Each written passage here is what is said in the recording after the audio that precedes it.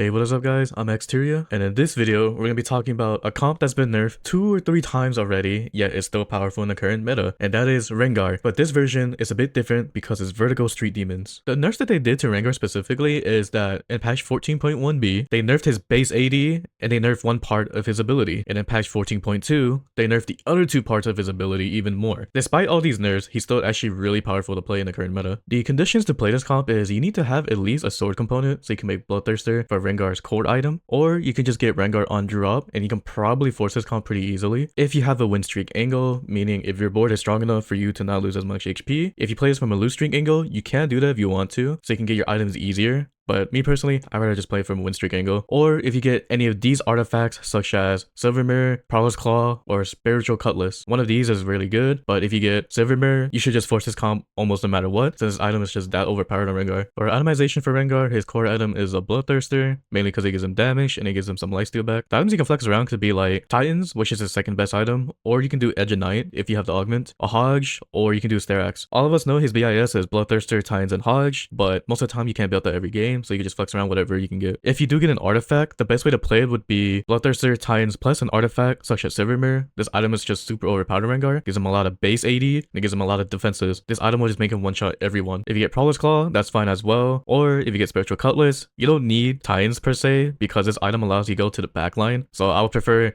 just Bloodthirster, plus one of like Hodge, Edge of Night, or Sterax, and then Spiritual Cutlass. Your secondary carry is going to be Jinx, and her core items to have a Spirit Shojin, so you can keep casting her ability over and over. The best item you can put on her would probably be a Last Whisper, because you need to break armor for Rengar for him to do damage. If not, you can build like Giant Slayer or IE, or if you also get an emblem of Executioner, this will boost up Rengar's damage even more, and it benefits Jinx pretty well because it's like an IE substitute. Artifacts you put on her is like Sniper's Focus for the extra damage and range, Collectors just so you can execute people, or Fishing Bones is actually really good on Jinx. Your main tank is going to be either an Echo, unless you get an upgrade, which is level 2 Nico, then she'll be your main tank instead. And then like I said earlier, the items you need to build is like a Last Whisper, which is armor break for Rengar, or if you can't build Last Whisper, even Shroud's okay. Other emblems you can get besides Executioner would be Strategist. Main reason why is because you already play 2 Strategists anyways, which is Echo and Nico, so having more Strategists will bulk up Rengar even more, it'll make it more tankier, and it'll make your backline units such as Brand, Jinx, and whatever you have in the back do extra damage as well. The best opener you can do for this comp is if you have a Rengar start, and the item you want to slam right away would be a Bloodthirster. This will make you win streak super hard if you have a Street Demon opener with Rengar, like Zyra and a Mundo, and since Mundo's a bruiser, having that +1 bruiser to gain that extra tank would help, or you could throw in Graves for the Executioner start with Rengar. Either one works. When you hit level 7, this is when you want to reroll for your board, and it's literally just all the Street Demons that is not a Samara, because she's a 5-cost unit, so it's gonna be hard to find her at level 7. When you hit level 8, just throw in a Vex to get the Executioner in, but if you get the Executioner emblem, then you can just throw it on Jinx instead, and you could just get rid of the Vex to throw in a Yuumi, or whatever value unit that you can throw in, like one of these +1 units you can find. But I prefer a Yuumi to get that 3 strategist, so you can throw in Samara, since Samara is also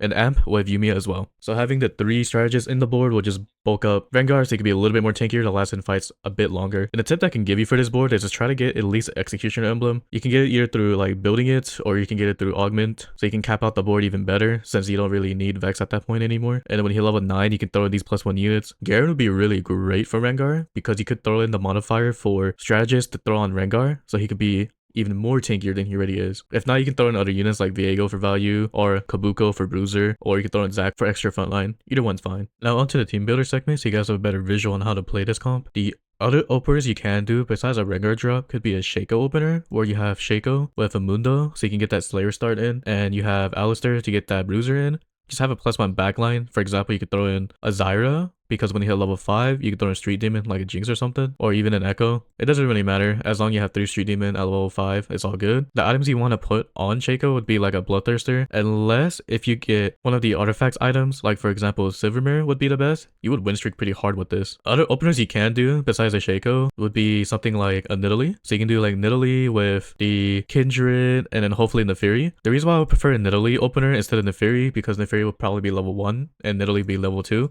and Bloodthirster literally works really well. And then from here you can play a Nitro opener. So this opener is also fine as well. And when you hit level 5, just throw in a bashing unit like for example Jax, and then you're good to go. Another opener we can do is probably a Graves opener because he also holds Rengar items pretty well. And with that, we're gonna start off with the Graves, an Alistair, and a Mundo. And same thing like the Shaco thing, you can throw in a Shaco if you want to throw in Slayer, or hopefully maybe you can find a Vayne for backline damage. Either one's fine. The idea is to have at least one backline unit and then whatever front lines you can build. And then same thing with the items, it could be Bloodthirster or it could be Silver Mirror. Either one's fine for the powerful start for Rengar pivot later. The best opener in general to play would be if you have a Rengar start and then hopefully you have a Bloodthirster or at least some sort of sword item on him. Like Sterak's is pretty okay as well. If you want to win streak, this is what I do sometimes where I have Sterak's and maybe like a Hog to start with. This would also be fine if you cannot build a Bloodthirster, or just a Sterak start is also fine. Either one works well, just as long as you have some sort of sword item, and then he'll just be win streaking. And then from here you want to build around at least Street Demon, so like Mundo and a Zyra, and then since Mundo's a bruiser, just throw in a Alistair. When you hit level 5, maybe you could throw in a backline damage like a Vayne, get Slayer with Mundo, or you could throw in a Shaco. Either one's fine, but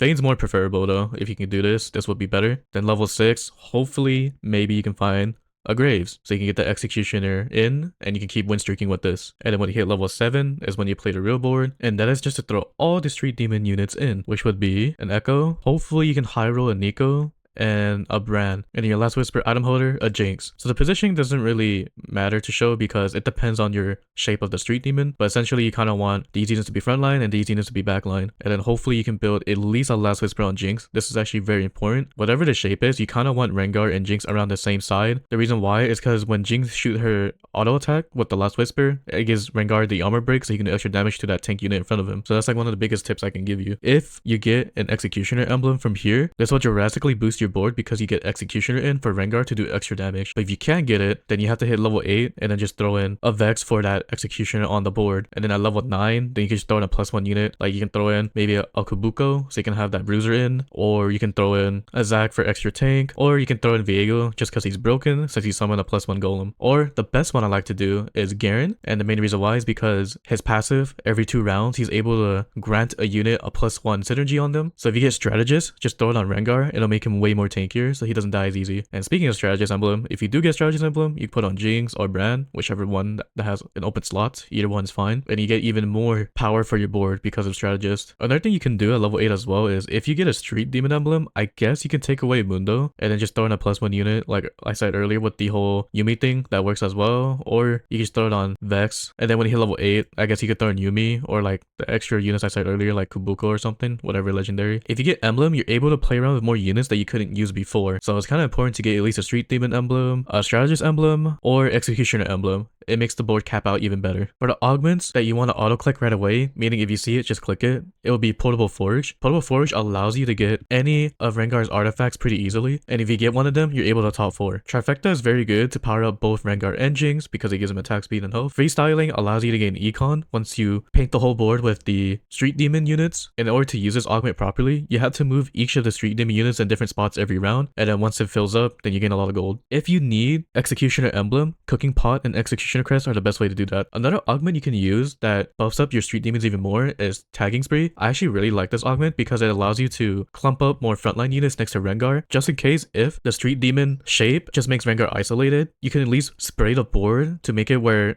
Rengar can at least have some sort of frontline next to him so he doesn't die as easy. If you want to guarantee BIS your items, Component Buffet is really good for that. If you get Not Today, it gives you a free Edge of Night and it'll buff the unit, whoever is holding this item. So you can put it both on Rengar and Jinx, and it's actually pretty good. Rig Shop allows you to 3-star Rengar easier. Same with Hero Grab Bag. Good combat augments is like Overheal. It'll make Rengar do extra damage and he will heal a lot. Cybernetic Implant is just a good basic strat augment where it gives him AD and health. And then Noble Sacrifice is just a good meta defense augment overall. The augment power order I like to do is to have an item. So like for example, Portable Forge or Not Today. And then combat augment such as Tagging Spree or Freestyling if you cannot get item. If you cannot get any of those, you can do emblem, which would be like Executioner Crest would be the best way to doing it. Overall, just try to pick whatever you can. You can play lose streak, but I'm gonna show you the playstyle I like to do, which is a high tempo, meaning win streak to fast 7. In order to do that is at stage 2-1, you level to 4, so you can play your strongest board, and then stage 2-3, always make intervals of 10 gold, 10, 20, 30 gold. If you don't, you'll be poor for the rest of the game. If you have intervals around like 14 gold, 24 gold, 34 gold, then you can pre-level to 5. It looks something like this. The reason why you do this, because when you come back from carousel, you're level 5, and that means your shot percentages are even higher, so you can get more Rengars easier. If you don't do this part, you can just at stage 2-4 hit level 5 instead. At stage 2-3 or 2-5, try to make intervals again of like 10, 20, 30, 40 gold, so you could keep econing to be rich to roll down for Rengar later. Stage 3-2 hit level 6, and at stage 3-7 you hit level 7 and roll for your board, and you can hit level 8 whenever you 3-star Rengar. That's basically about it for this playstyle. That is it for the unit that still needs more nerfs, which is Rengar reroll. If you have any questions about this comp, just let me know in the comment section down below. I'll try to answer it to the best of my capabilities. Until then, I'll see you guys in the next one. Later.